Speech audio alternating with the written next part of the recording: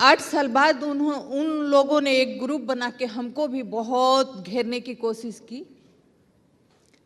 लेकिन हम लोगों ने उनका डट के सामना किया। सीमा बैठी हैं साथ में और भी वकील थे हमारे साथ।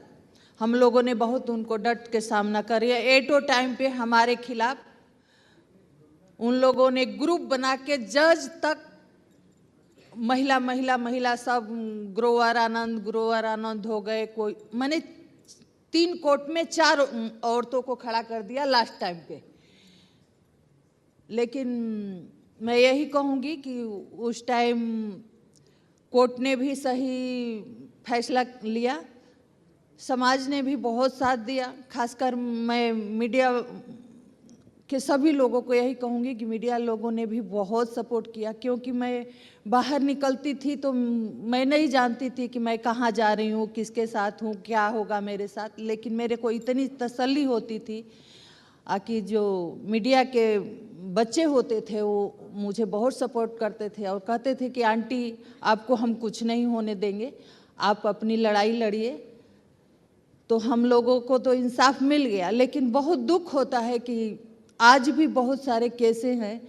अभी 1 साल हो गया, लेकिन इनको सही गाइडेंस नहीं मिल रहा है, न सरकार सपोर्ट कर रही है, न सही वकील मिल रहे हैं।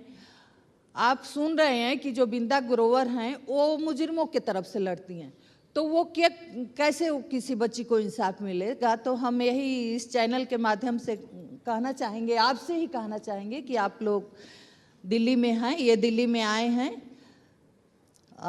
शायद सीएम साहिबा भी आ रही हैं जी, तो उनसे इनकी मुलाकात कराइए और इनका सपोर्ट करिए। बाकी तो हम लोग तो इतना ही कर सकते हैं कि भाई इनके साथ खड़े हो सकते हैं, मीडिया में बात कर सकते हैं। लेकिन मैं अपने तरफ से मैं पूरा इनको विश्वास दिलाती हूँ कि मैं दिल्ली में आपके साथ खड़ी हूँ।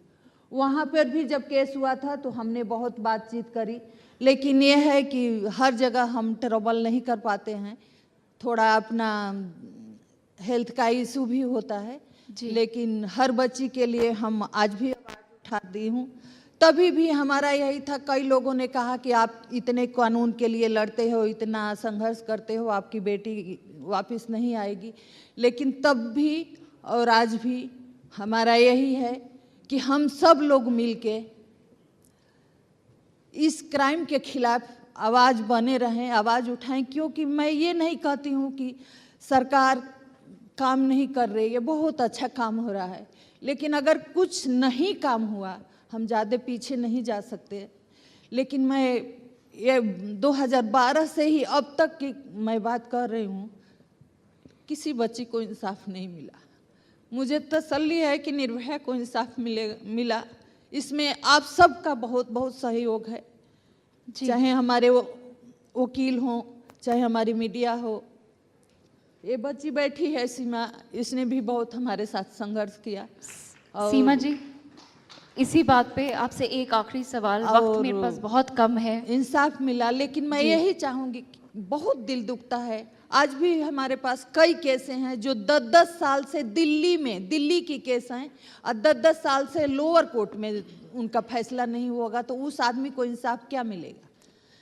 मैं ये भी कहना चाहूँगी कि अगर शायद हमारी मुल्क उस टाइम तक रुकूँ, अगर हमारी सीएम साहिबा आएंगी तो हम एक बार यही कहेंगे कि हमारा संविधान बहुत बड़ा है, लेकिन आप कहीं भी ढूंढने अगर केस लड़ने जा रहे हैं, देखिए कि हर जगह उनके लिए निकलने का, बचने का रास्ता है। तो जो हमारा दिल्ली का जेल मैनुअल है उस पे मैडम जरूर ध्यान दें। जी सीमा जी, मेरे पास बस 30 सेकंड बचे हैं। अनफॉर्चुनेटली हमें ये कॉन्वर्सेशन यहाँ ख़त्म करनी पड़ेगी, पर मैं आपसे समझना चाहूँगी आप क्या सहयोग दे सकती हैं इनको। मैं पूरी तरीके से साथ हूँ इन लोगों के। जैसे मैंने निर्भया के लिए फ़ाइट करी है, हमारी भाई साहब से लगातार बात होती है, फ़ोन पर, व्हाट्सएप पे, डॉक्यूमेंट्स रिलेवेंट सब हमारे पास हैं।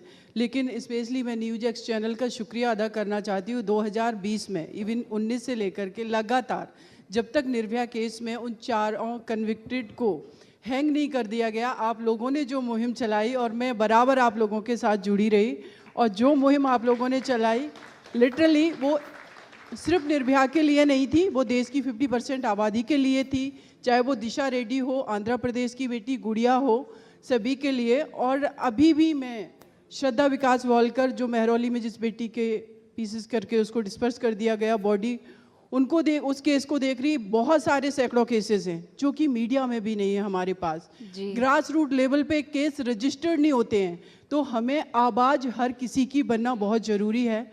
मैं इस फील्ड में हूँ, ये मेरा सिर्फ प्रोफेशन नहीं है, ये मेरी देश के लिए सेवा है। और मैंने निर्भया के लिए भी, मैंने जब आंटी जी का संघर्ष देखा, निर्भया की मदर का, उन्होंने मुझे हमेशा ये फील कराया कि मेरी ज्योति मेरे साथ नहीं है, लेकिन सीमा एक बेटी के रूप में मेरे साथ लड़ रही है। तो मैंने भी ज्योति से ये प्रॉमिस किया कि हम बचा नहीं सके। वैसे मैं एक बात कहना चाहती हूँ कि हमारे देश में बहुत सारे कानून बने आफ्टर निर्भया केस, और लेकिन अभी तक उसका इम्प्लीमेंटेशन ठीक से नहीं है। उसके पीछे अगर उसके जड़ में जाएंगे कि इम्प्लीमेंटेशन क्यों ठीक नहीं है, तो इंफ्रास्ट्रक्चर की बात करेंगे। हमारे पास सफिशेंट लैब्स नहीं है, तो हम कैसे ये इंश्योर कर सकते कि एक साल में किसी को न्याय मिल जाएगा? एक साल में तो आप FSL रिपोर्ट आपके नहीं आते हैं। 6 महीने में कैसे कन्विक्शन हो जाएगा जब आपकी चार्जशीट 6 महीने में फाइल नहीं हो रही है? आपके पास पुलिस सफिशेंट नहीं है, आपके पास टेक्नोलॉजी वो नहीं है, ट्रांसपेरेंसी नहीं है।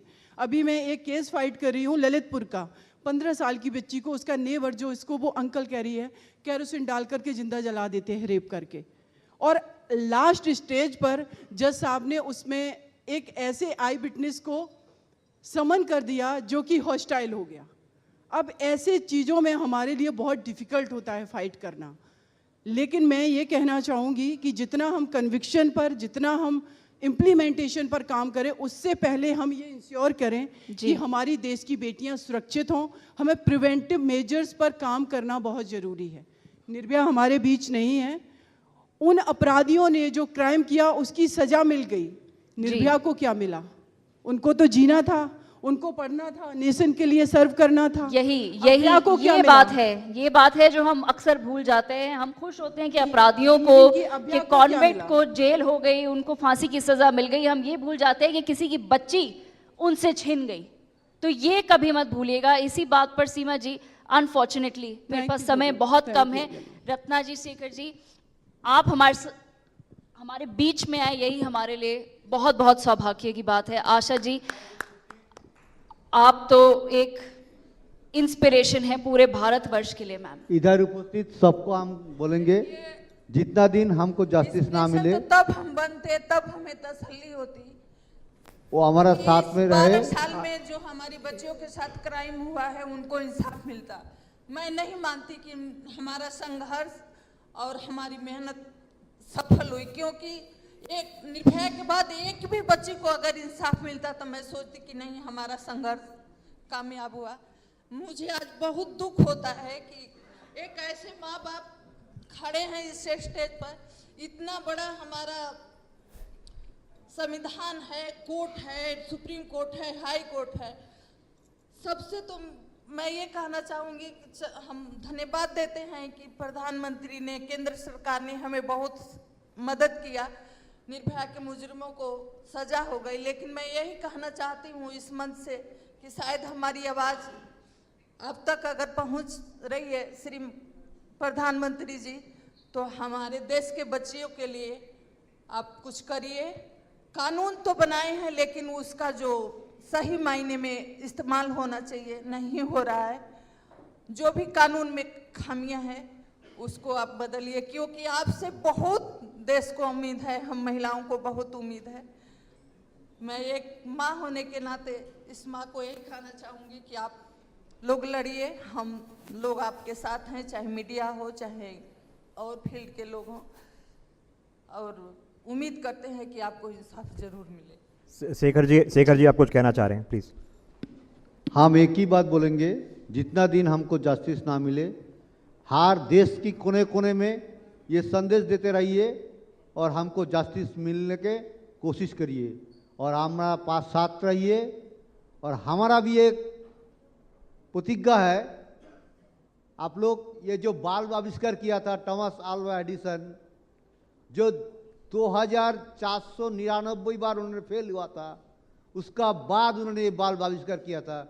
हम भी वही प्रतिज्ञा किया है, जितना भी जाना पड़े, जहां भी जाना पड़े, ये जस्टिस हम छीन कर लाएंगे। Thank you all.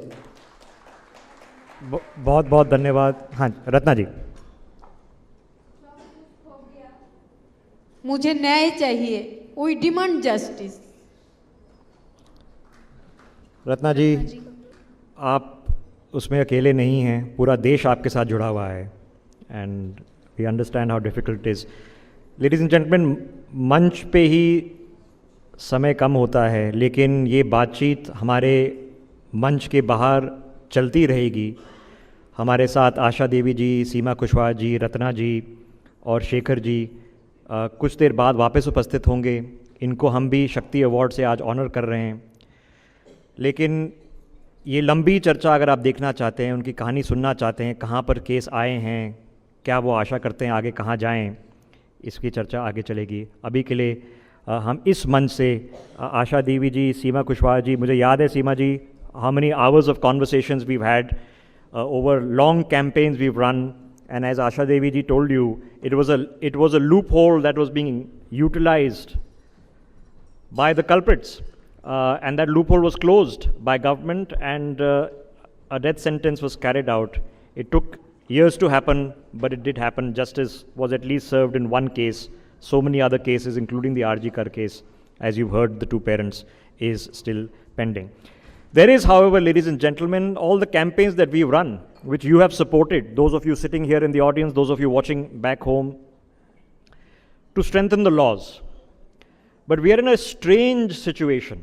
जो हमने कानून बनाए हैं, जब उन्हीं कानून का दुरुपयोग होता है, the laws made for domestic violence, for dowry cases, to protect women, to shield women, even in the confines of marriage, when those laws are misused, and cases, as you know, you've been tracking in the past few months, have shown us these laws being misused, what happens then?